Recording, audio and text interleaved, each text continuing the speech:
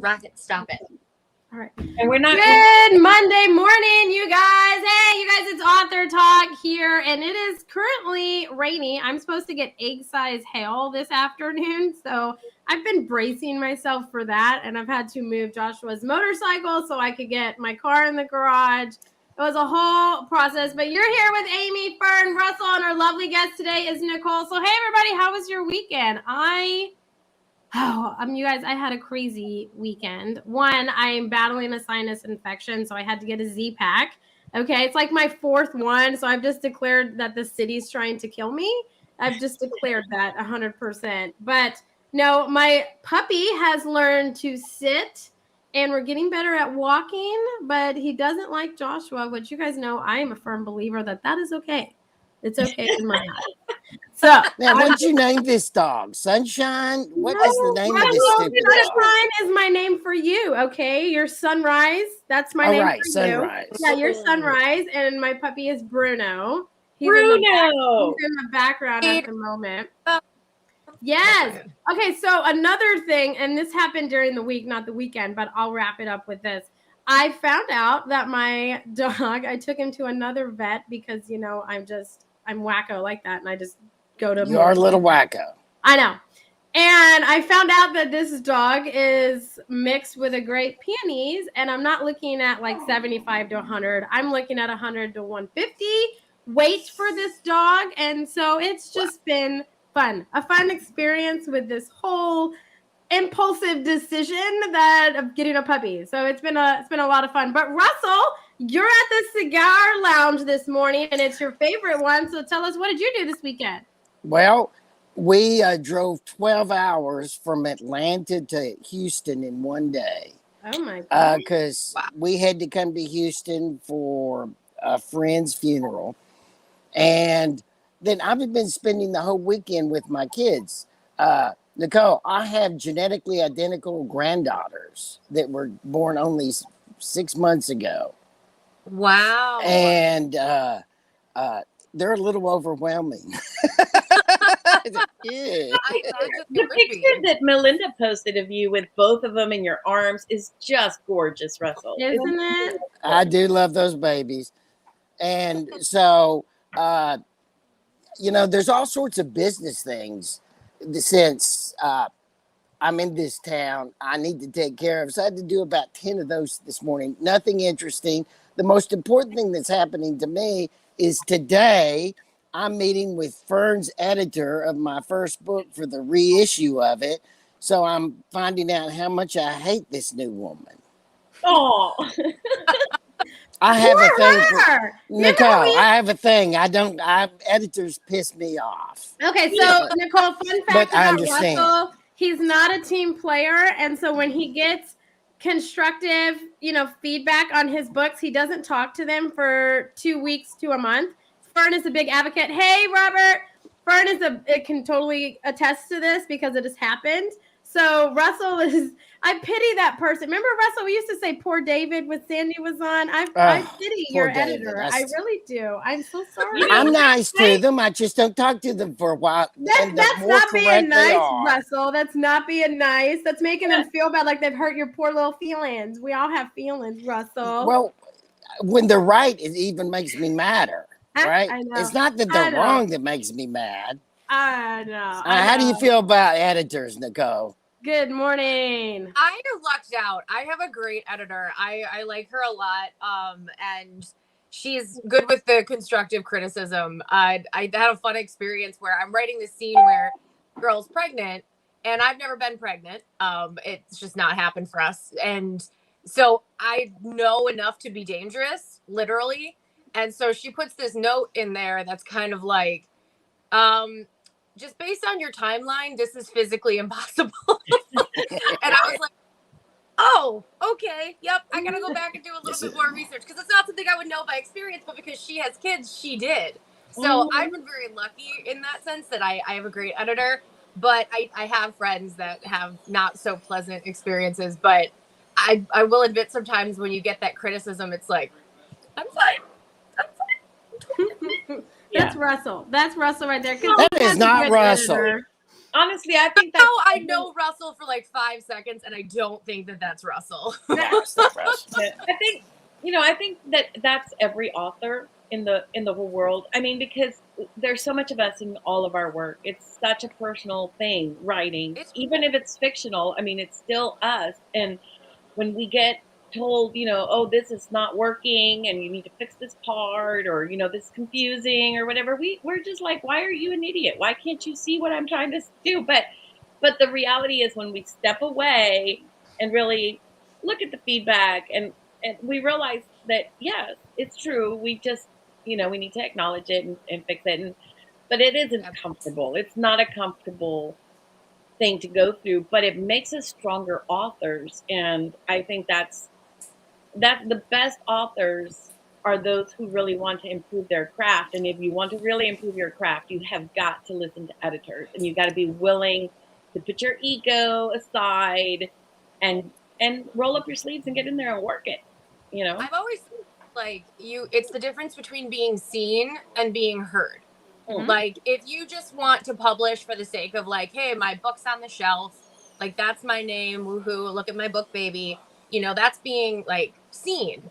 But if you do want to improve your craft, like Fern said, and you want people to actually understand what point you're trying to get across, that feedback is so important, because it's your reader saying like, hey, this doesn't make sense, or hey, this is a pain point for me, or something. And even though to you it makes perfect sense because you know how it came across, if you're really interested in it being heard, then you have to listen to those little red flags when they go up, because that's your reader saying like, hey, I've disconnected from the story for whatever reason.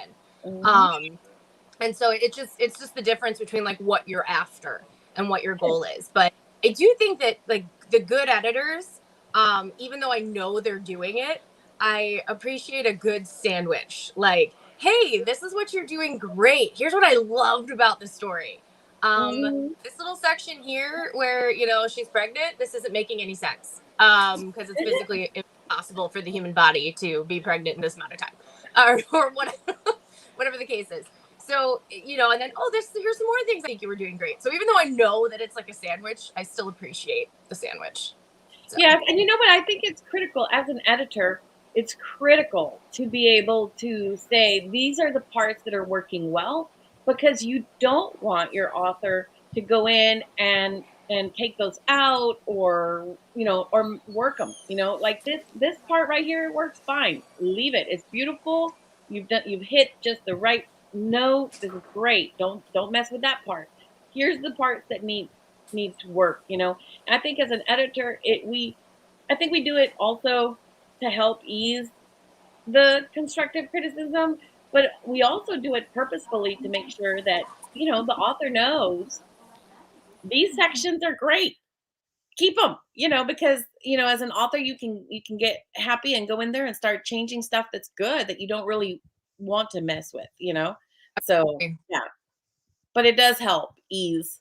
It does. And Yeah. It's again, it's it's the sugar matter. coating.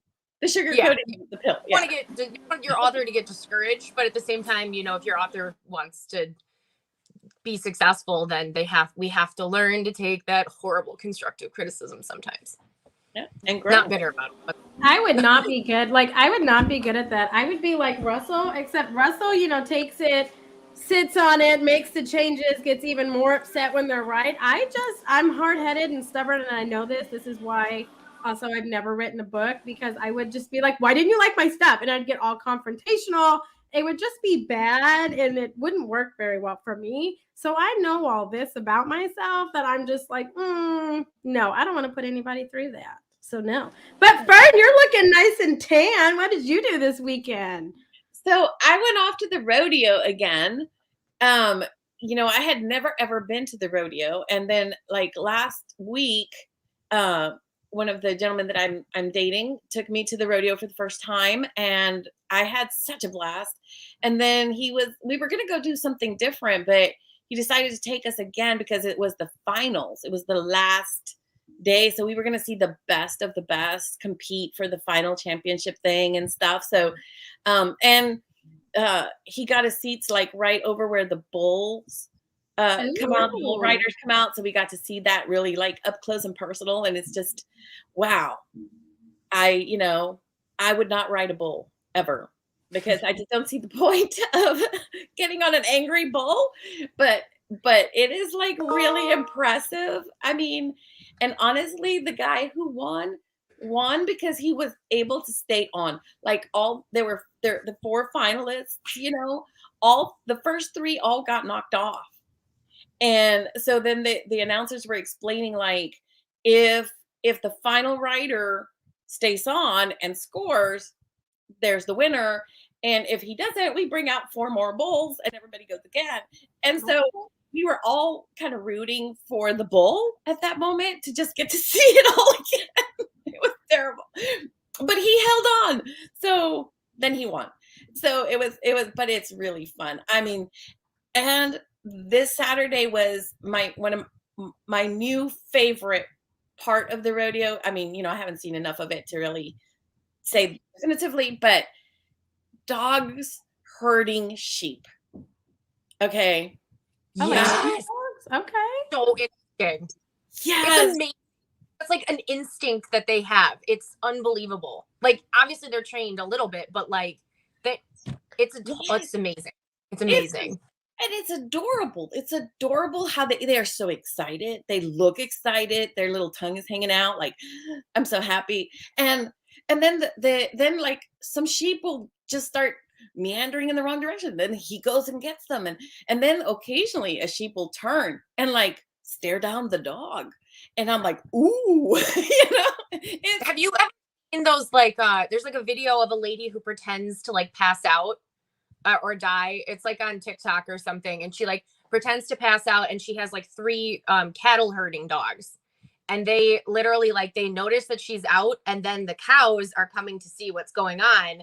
And they instinctively go into like protective mode and like form like a little circle around her and keep the cows away. Oh, that is. But it's like huge trust because like she could get trampled just, doing the skit for TikTok. But these dogs are like, no, stay away from my mom. They're just, dogs are amazing. I love dogs. That is now my official favorite. It used to be the little piggy races because that was the first thing I saw. And the little piggies coming out and running. And, they have names like, Kevin Bacon and, Brittany Spare Rib and things like that. But that was hilarious. But now this is my favorite because, those dogs are so adorable. Oh, my God. So Nicole, what did you do? I was just gonna say, my husband and I during the pandemic got into, and I forget the name of the show, but literally every Saturday we would watch these pig races from some guy in England. Wow. And he had these like really philosophical names like Shakespeare and Sherlock Holmes and like all these names for all the pigs. And every Saturday they would race the pigs and it would be a whole big ordeal. And he would have this like drama going on behind the scenes, like the one pig was trying to steal Sherlock Holmes from the other pig. And it was ridiculous. I'm like, this is what we're watching. Like, okay. Like, okay. But I got really into it. So I'd be like, it's Saturday, turn on the pig races. So, sorry. Yeah, they're cute. They're very cute. I love it. So, I want to thank the people that are listening to us on the podcast right now. We're number 10 in the country in books on Good Pods. People are listening to us during the week, working out and whatever they're doing, cooking dinner that night. We want to thank you. I found us this week on Good Pods for the first time. Oh my gosh, Russell! Now that is the highlight of my week. Oh my gosh. Well, would you explain to other people how they find us? I mean, it's only taken, I don't know how long for you. I am very proud. Let me have my proud moment, okay? This is amazing. Oh my gosh. Okay. So if you were listening to us on Spotify, iTunes, whatever, type in Author Talk. The image that pops up will be Author Talk with a book opening. And then in gold, it says Hearing Author Stories. That is us. But we always encourage you to go over to our Facebook group, our YouTube channel to actually watch us because we're super animated. I talk a lot with my hands, obviously, and I can't control my facial expressions sometimes. And obviously I'm pretty. I know. It's honestly more fun to watch us. I love it. So it's one of those things, but that is how you found us. And you guys, it's possible to find us. Russell has found us finally, which makes me so proud. But well, no. clearly, many people have found us if we're now number 10. I know, but I the just wanna highlight throw that for out me is Russell because he has struggled to find us for so long. And I'm just like, oh, yes. Like, it is just, yes, finally, this is a miracle for me. So I am just amazed. But as always, you guys, it is Monday. And tonight on Through the Eyes of Authors is the completion of Max Regan's 6-step series. So you're not going to want to miss it. He's going to be bringing everything to a close that we have been learning this past writing intensive course is what I like to call it. And let's just say I have a raving review from Russell on this course. And to be fair, Russell usually does not attend to my Monday nights or my masterminds. He's supportive from a distance, okay? And so the fact that he's attended and he has done raving reviews is incredible. So you're more than welcome to join us tonight if you would like the reviews. You guys are, or the reviews, the recordings. You guys are also more than welcome to have it. Just let me know. But since we are concluding with this, next Monday, we're kicking off a new series that me and Fern have come up with. It was actually all Fern's idea. I'm just helping with information. We're going to be talking about author branding. Now, I know it says author branding, but it really is branding for everyone. How to be online, what things you should be posting, how to conduct interviews, things that you guys need to get seen online, because if people are trying to find you for interviews, whatever it is, they're going to go and look for your website, your social media, and look through all that to see if you're a good fit. So you want to make sure that your branding is on point and cohesive and clean for them to want to interview you, because that really stands for any business, author, whatever, blogger, whatever it is. This totally appeals to you. So that will be starting next Monday, and that will be a 7-step series, a 7-week series. It's much better because it's not steps. It's a week thing. So make sure that you tune that out. I'll be sending an email out tonight or later on today. Words are hard. You guys, Mondays, words are just hard for me. And making sentences this week must be a big struggle for me. But hey, with all that, it just is what it is. But like Russell said, we want to thank everyone for listening to us. We honestly are just shocked that you guys are listening to us. So thank you. Like that, we thoroughly enjoy that 100%. But with all that being said, I'm going to kick it on over to Fern, and we're going to get Nicole talking about her book series that she has. So take it away, Fern. Yeah, okay, so Nicole, I was looking at your books, and well, first of all, I love romance. Okay, romance writing. I love romance writing, but Mafia romances. Oh my God, I was so excited. I already bought your books. So what? Oh my gosh, I'm so excited.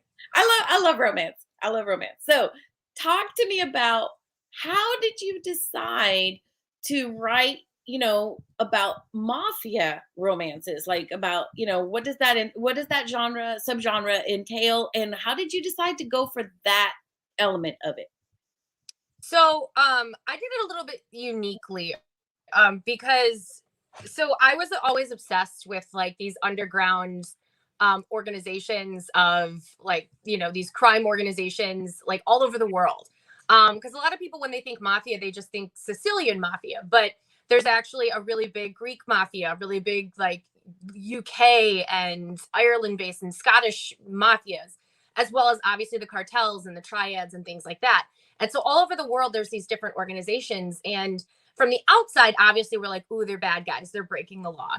But when you actually like look, and I did my research to kind of get to either stories where it was people who were in the mafia or one of these organizations and got out, or they were either in relationship with someone, or they were also, Amy, I talk with my hands, so I apologize that, I'm over here.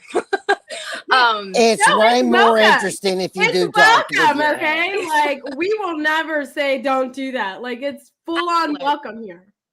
Yeah. So either they were stories that I were reading were either someone who had directly been in one of these organizations and got out, or someone who had been in a relationship with, or, they had a familial relationship with this person.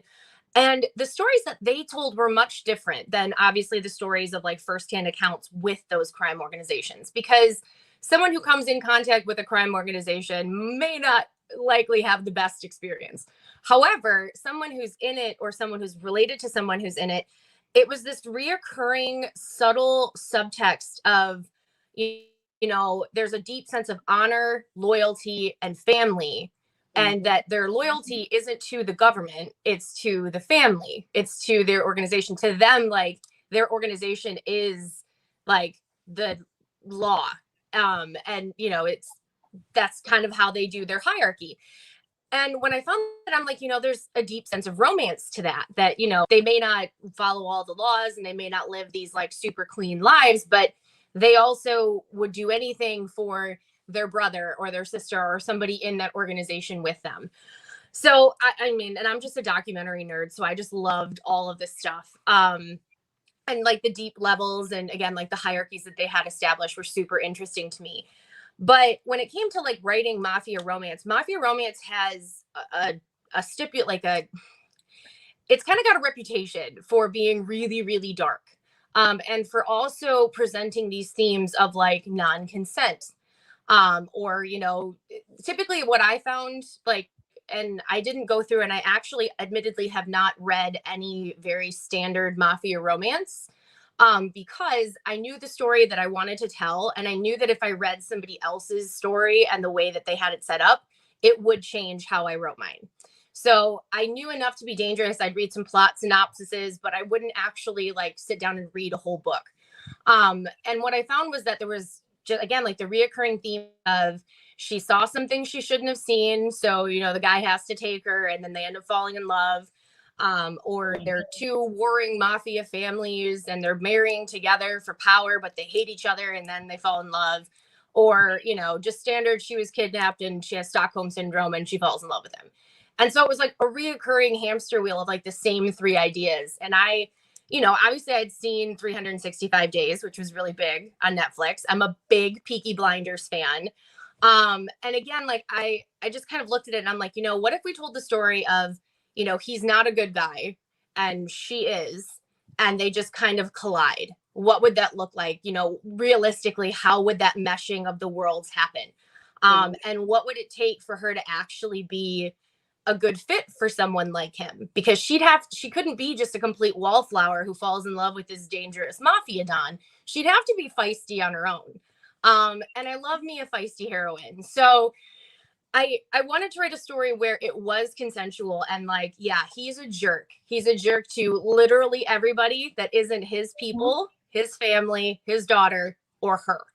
And yet with her, he treats her like a goddess. So there's no non-consent themes. It's completely consensual. And really, like, he struggles with like, I'm not good enough for her. Like, she deserves better than to be with someone like me, you know, who's constantly in danger and doing bad things. Yeah, but, because in the storyline, I mean, the fact that because of what he is, you know, that brings danger to her. She becomes a target. So, yep. you know, on the one hand, I love the struggle from his perspective of, okay, I'm in love with this woman as a man. I want to protect her. I want to love her. I want her to be with me. Am I really the best person for her? I love this emotional struggle from his perspective. You know? And he's a single father. So he has a 6-year-old daughter. She wasn't his wife, but she was his long-term girlfriend and she passed away. And so he's kind of just shut off to the whole love aspect, you know, until Natalie actually stops. So he is a hotelier on, like, you know, obviously they can't just be like, I'm a mafia don, I live in the shadows. They have to have this socialite life, right? And the so legit businesses, right? The legit businesses, multiple businesses, and he owns these luxury hotels. And Natalie ends up coming to Chicago to stay at one of his hotels. And in the process, she ends up stopping a kidnapping of his daughter. So she just kind of is in the right place at the right time. And she stops the kidnapping. And so he is immediately baffled because he's like, one, she's too pretty to actually have done what they said that she did. And two, why would she do this? Because he comes from a world of give and exchange, right? Like nobody does anything for free. So he doesn't understand why this person who's intrinsically a good person would just risk her life to save someone else's child. And she doesn't understand why that's such a concept for him to understand. So it's kind of a rocky meeting, but they're both kind of baffled by each other. But like you said, he is struggling with it. It's very difficult for him to put her in that situation because she does end up getting a target on her back. But then he's like, I can't not be with her because she has a target on her back. Like, I have to protect her. But Natalie, being who Natalie is, she steps up into that role, especially in like book 2, where, you know, they are in a relationship together. There's a lot of other things happening, but she ends up becoming like the queen of the mafia. And in the process, like, his men end up falling in love with her and respecting her. And there's like one of my favorite lines. I actually just read it the other day because I'm writing book 3 right now. I'm finishing that up. And so I tend to reread the story just to make sure I stay in the same mindset. There's a line where Jackson finds his men kind of protecting Natalie when she's like on the beach and she just needs a minute to herself. So she's just sitting on the beach watching the sunrise. And Jackson walks outside and he like sees her bodyguard outside. And he's like, what the heck is he doing out here? Like, is he just watching the sunset? Because he doesn't see Natalie sitting on the beach. And then he realizes that not 1, not 2, not 3, but all 6 of his bodyguards are standing outside watching over her. And not because he told them to, not because, you know, they're afraid of him, but because they love her and they want to protect her. And that's where he realizes, like, they don't protect her for my sake anymore. They protect her because they love her. So there is this just beautiful story in there. And I wanted to tell something different, but I also wanted it to kind of be like Mafia light.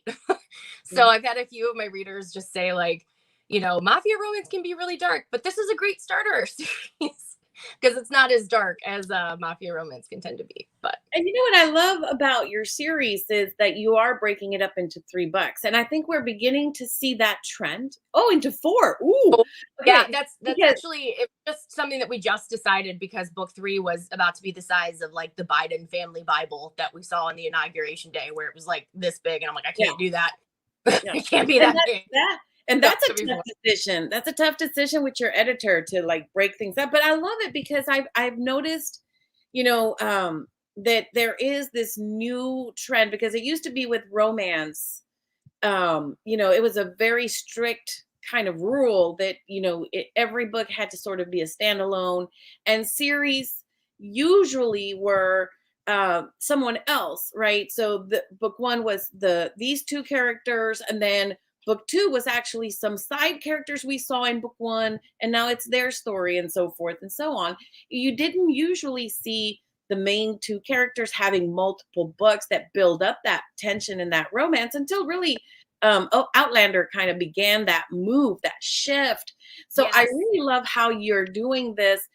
So have you had any, you know, fans that are like, you know, kind of upset about the fact that, you know, the books don't close The cliff. Yeah. Yeah, I think it's the tough part of writing a series, especially for a new writer, is deciding on the cliffhanger. I tend to do what I call gentle cliffhangers. I mean, book 2 kind of ended with a cliffhanger that wasn't about our couple. Like, our couple was established, and I'm not going to separate them again. So, but it was a cliffhanger on something else. But yeah, you do get some pushback with the cliffhanger. You get the people who, you know, rate you 1 less star because it ends on a cliffhanger and they don't like a cliffhanger. And I get that. But when I started writing it, I kind of saw it as a movie series or like a TV series. So to me, it's like book 1 would be season 1, book 2 would be season, you know, like season 2, book 3, and so on. But there's actually going to be, funny that you mentioned like books being separate characters. So Hody, Heart of the Inferno, which will be Catalyst, Ignite, Flashpoint, and Embers, those 4. Excuse me. Those are the 4 main books of the series. They establish the characters, they establish the world. But there will be a total of 14 books that will accompany Aren't these we books. ambitious? I know.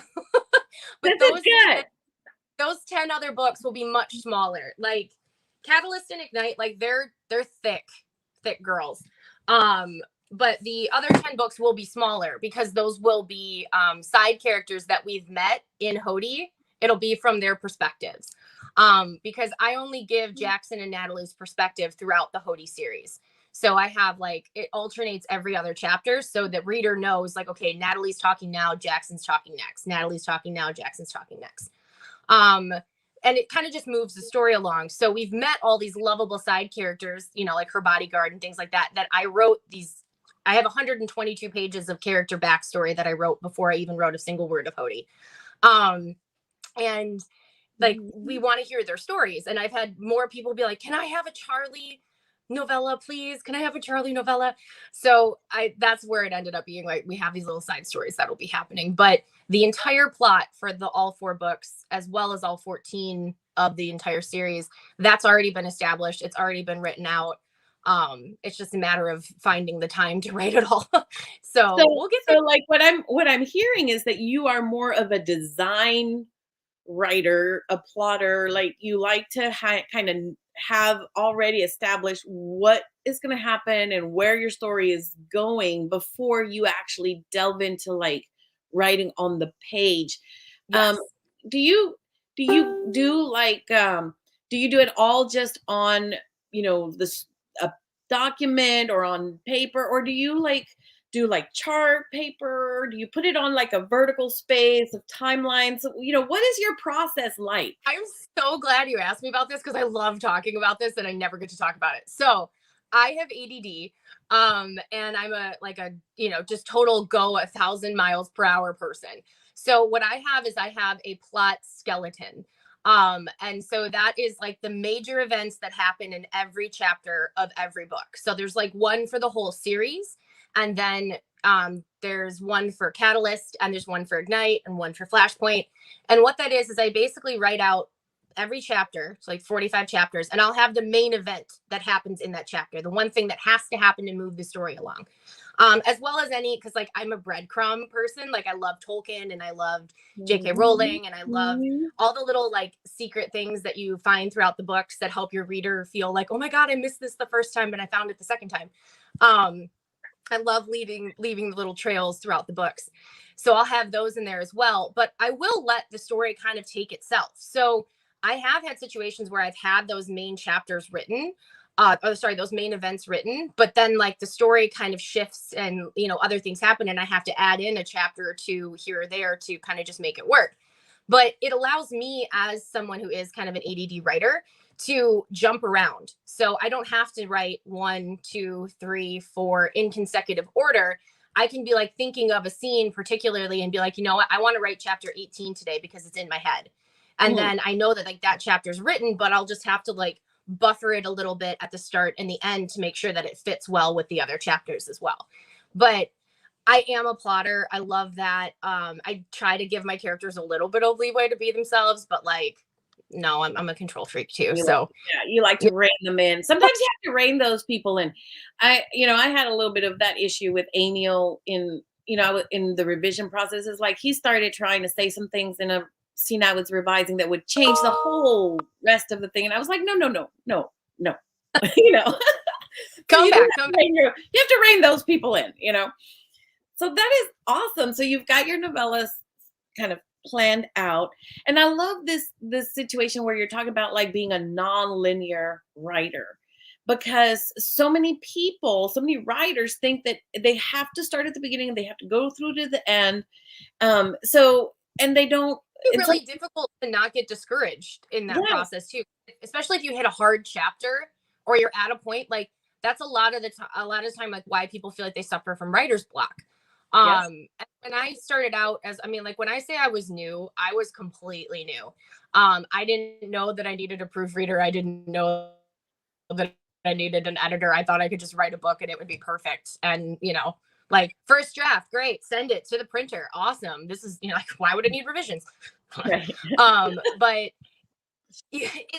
it's one of those things where like it helps you to not get discouraged. And I had found this lady on YouTube who had talked about how writer's block isn't real. It's just undisciplined writing. And she's like, if you sit down every day and you write something, whether that's you sit down and you rewrite what you already wrote yesterday, you're still in this habit, kind of like working out. You're still in this habit of writing every single day. So it helps you to move along. And I found that being a nonlinear writer was really helpful for me to avoid writer's block, because sometimes you are really excited for that chapter 18, but you're like, I'm on chapter 7 and, you know, this is just not what I'm feeling today. And it can make you feel discouraged.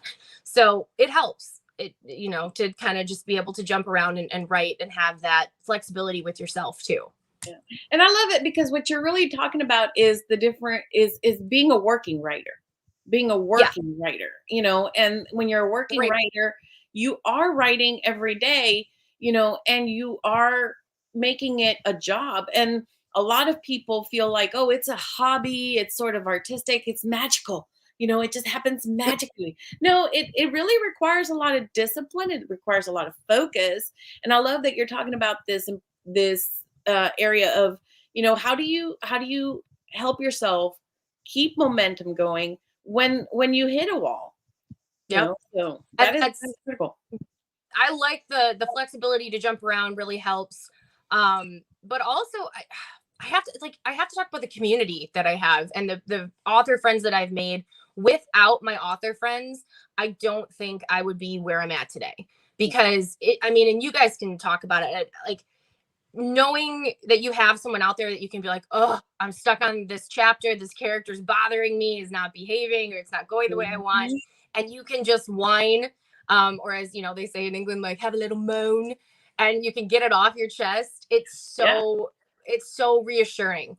And I found that like bouncing ideas off of each other, and even just talking to another writer about like what they're writing and feeling their enthusiasm and their excitement is like, okay, yeah, I want to get back to what I'm writing now.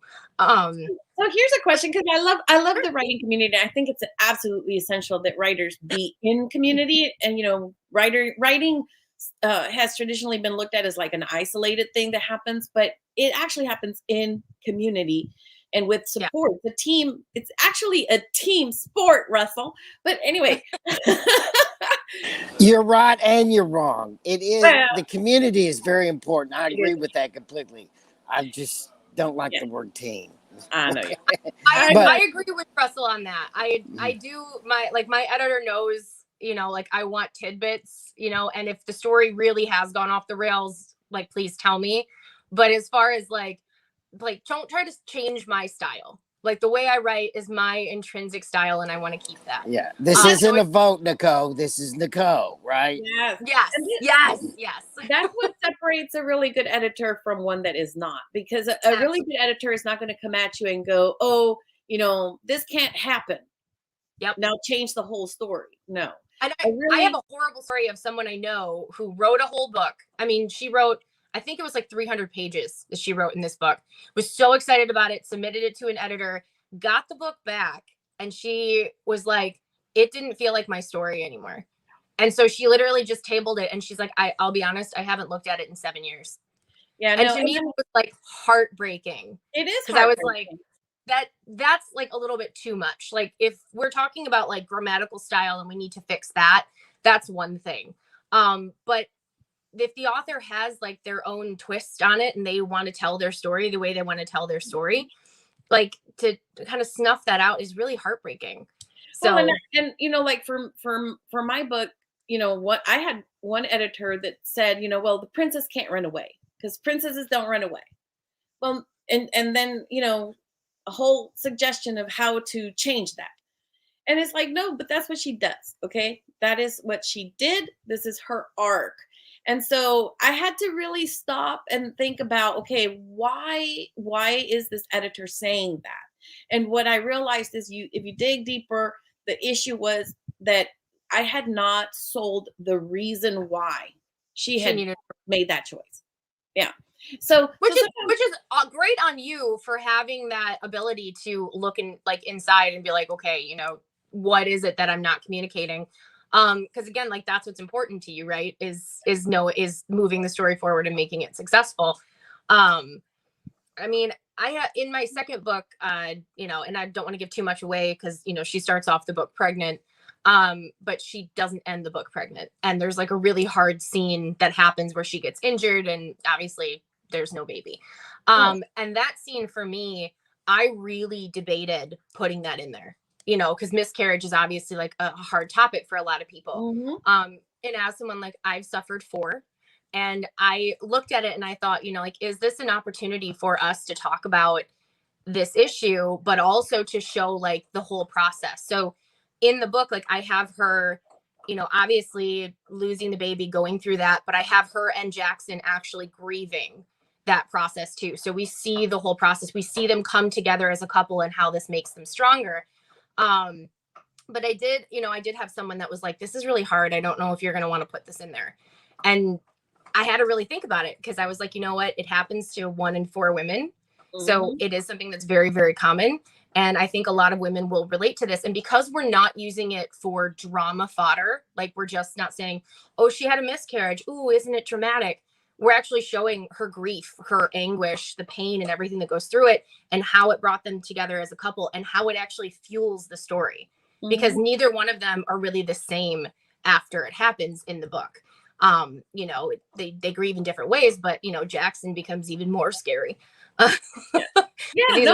I love that. I love that you're not shying away from a hard topic, because that's the power of what we do as writers. We shine light into these hard moments that are real. It's the human experience. People go through these things, and we need to address them, and it also resonates with our readers. I mean, there are readers who have experienced that, and they're going to be like, yes, this is exactly. And I was worried about putting that in the book, and I cannot tell you, it's probably been close to 100 messages that I have got from readers that have read it that were like you nailed it. You nailed like the experience, the pain, all of it. Like it was hard to read it, but it also reminded me, like, 1, I'm not alone, and 2, I had one reader that was like, I can tell that you've been through it, like, because it was there and it was real and it was our pain. And like you said,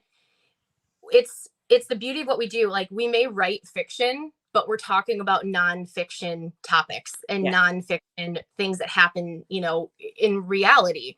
And we have a unique ability to tell a story in a way that people might actually listen. And, someone might read that and be like, wow, like, I have a sister that had a miscarriage. Maybe I wasn't as supportive as I could have been. I didn't see how, what she was going through, because she didn't talk about it, and that was a message that I got too, with someone that was like, I never realized like how hard this was for this person that went through it. I think it's just the beauty of storytelling in general. Like, you think about, all the way back to like the caveman age, or like when we were writing Greek mythology and we were trying to make sense of the world around us by telling stories. That's what we do. And we're still doing it today. And so we have this ability. So, as writers, do we have a responsibility to know that we have that power to, tell little subtle messages?